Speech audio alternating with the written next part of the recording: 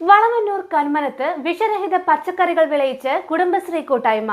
കല്ലൂപ്പാടത്താണ് 13 വനിതകൾ അടങ്ങുന്ന സ്നേഹ എന്ന കുടുംബശ്രീ കൂട്ടായ്മ വിവിധ ഇനം പച്ചക്കറികൾ കൃഷി ചെയ്ത് വിളയിച്ചെടുത്തിരിക്കുന്നത്. പവൻ ഗോൾഡ് തിരൂർ.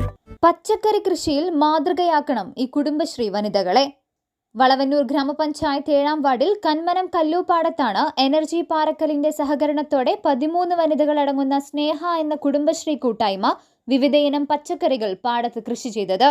തൊഴിലുറപ്പ് ജോലി കഴിഞ്ഞുള്ള സമയമാണ് ഇവർ ജൈവ പച്ചക്കറി കൃഷിക്കായി മാറ്റിവെച്ചത്. നിലമൊരുക്കൽ മുതൽ മുഴുവൻ ജോലികളും ഇവർ തന്നെയാണ് ചെയ്തത്. തവനൂർ കാർഷിക സർവകലാശാലയിൽ നിന്നും വാങ്ങിയതാണ് വിത്തുകൾ.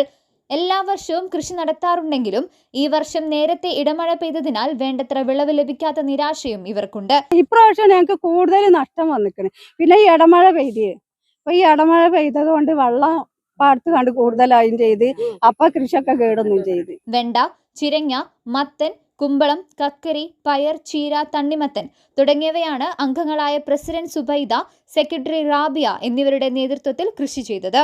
വിളവെടുത്ത പച്ചക്കറികൾ ഇവർ പങ്കിട്ടെടുക്കുകയും ആവശ്യക്കാർക്ക് വിൽപ്പന നടത്തുകയും ചെയ്യും. വരും വർഷങ്ങളിലും കൂടുതൽ ഇടങ്ങളിലേക്ക് കൃഷി വ്യാപിപ്പിക്കാനാണ് ഇവരുടെ തീരുമാനം.